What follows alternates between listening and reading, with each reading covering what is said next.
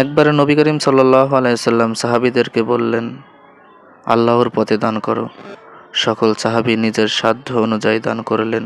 ওমর রাদিয়াল্লাহু আনহু খুব আনন্দিত হয়ে বললেন, আজ আমি আবু বকরকে ছাড়িয়ে যাব ইনশাআল্লাহ। তিনি নিজের অর্ধেক সম্পদ নিয়ে নবী সাল্লাল্লাহু আলাইহি সাল্লামের কাছে এলেন।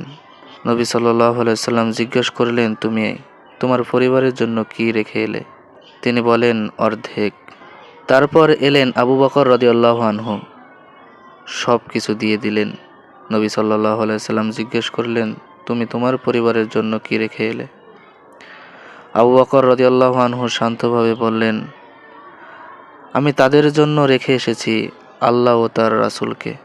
নবী সাল্লাল্লাহু আলাইহি সাল্লাম আবেগে কেঁদে ফেলেন এবং বলেন, আবু বকর, তোমার দান ও ঈমানের তুলনা কোনো কিছুর সঙ্গে হয় না।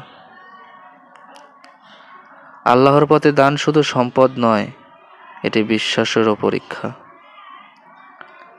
যে আল্লাহর পথে দান করে, আল্লাহ তার পরিবর্তে বহু গুণই ফিরিয়ে দেয়।